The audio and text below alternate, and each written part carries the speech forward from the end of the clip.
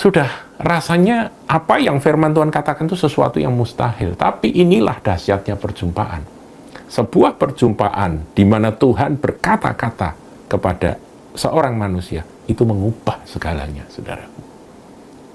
Gideon diubahkan. Tuhan berkata, engkau pahlawan yang gagah perkasa. Engkau akan mengusir Midian dengan kekuatanmu, dan itu terjadi. Karena yang berfirman adalah Tuhan. Shalom para kekasih Tuhan, umat tebusan. Kita jumpa lagi dalam Suara Gembala. Saudaraku, kita masih berbicara dalam tema pentingnya akan sebuah perjumpaan, encounter dengan Tuhan. Dalam perjanjian lama, saudara, ada seorang pemuda, dia dari suku Manasye, dari kaum yang terkecil dari sukunya.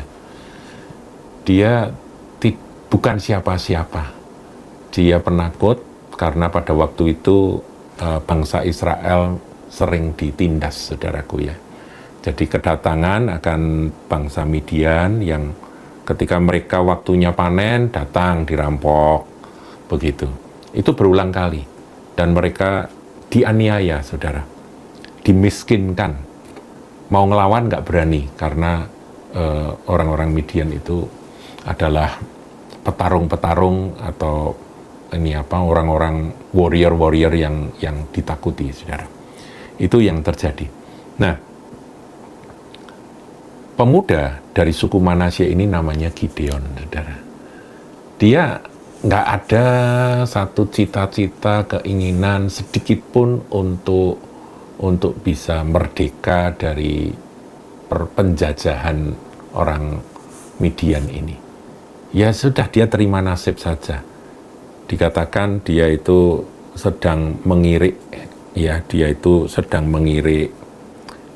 gandum di tempat pemerasan anggur. Jadi betul-betul sembunyi dia, saudara.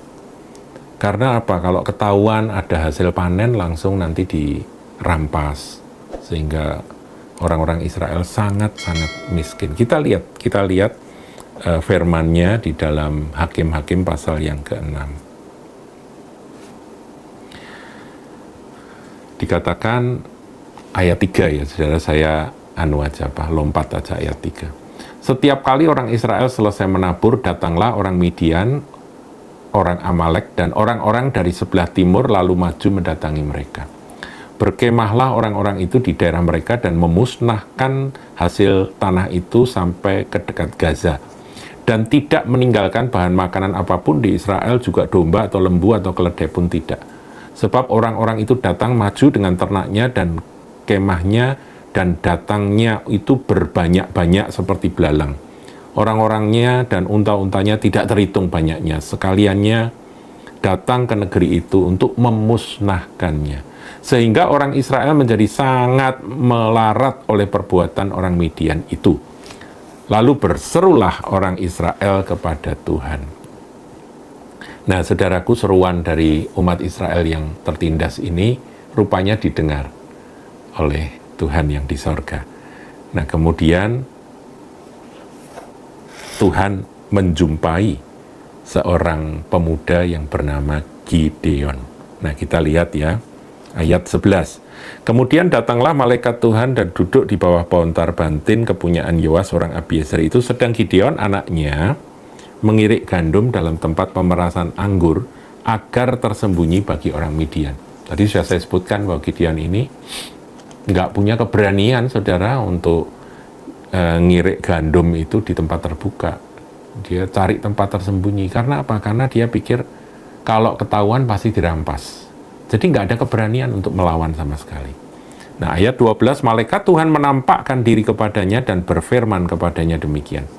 Tuhan menyertai engkau, ya pahlawan yang gagah berani. Saudara, ini kata-kata yang luar biasa dari pihak Tuhan kepada seorang pemuda yang ketakutan, yang ngirik gandum aja di tempat pemerasan anggur, jadi supaya tersembunyi. Jadi lucu sekali ketika malaikat Tuhan atau malak Yahweh itu menyapa akan Gideon dengan kalimat seperti itu. Tuhan menyertai engkau, ya pahlawan yang gagah berani.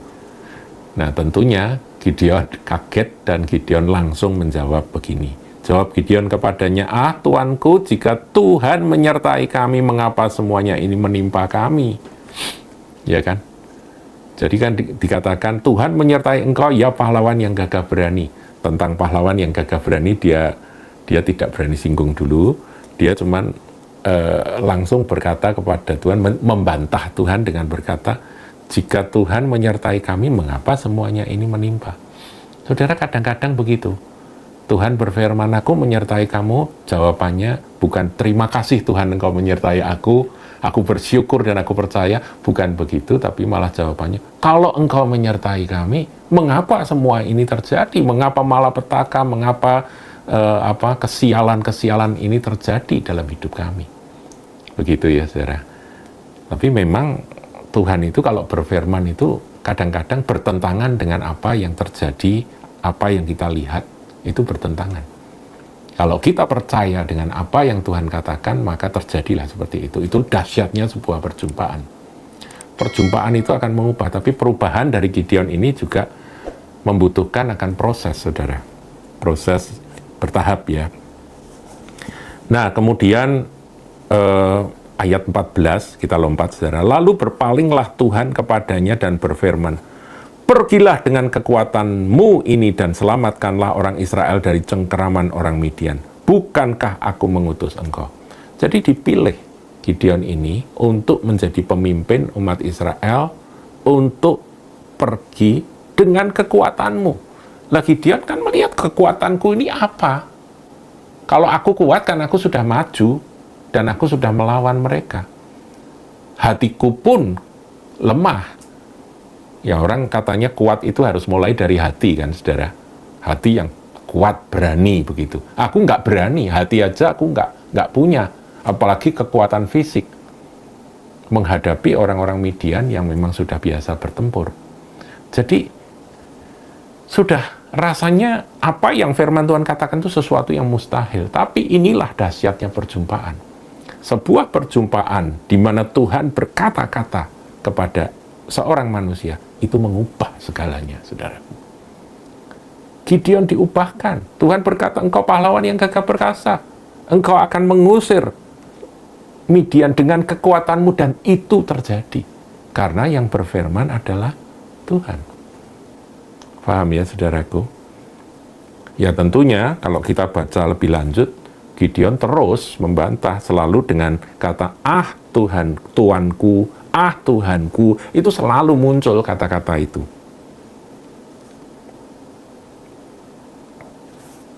Tetapi Tuhan nggak peduli.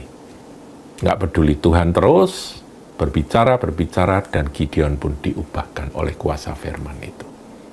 Tentunya karena Gideon merespon dengan benar pada akhirnya. Nah, saudaraku, ini adalah kisah-kisah perjumpaan. Bagaimana dengan Anda? Bagaimana dengan kita? Apakah kita sebagai orang Kristen mengalami perjumpaan demi perjumpaan? Tapi saya mau kasih tahu, saudaraku, perjumpaan itu biasanya didahului dengan sebuah kesulitan, kesukaran, dengan sebuah masalah, krisis, saudaraku. Kalau nggak ada krisis itu orang rasanya nggak butuh perjumpaan, ya kan? Jadi seperti orang Israel nggak berseru-seru pada Tuhan. Tetapi ketika ada masalah, maka di sanalah peristiwa perjumpaan itu biasanya menyusul. Expect, saudaraku, kalau Anda sedang dalam masalah, berharaplah sebuah perjumpaan yang akan mengubah segalanya. Tuhan Yesus memberkati. Jangan lupa like, comment, share, dan subscribe channel GKBK Hal Semarang.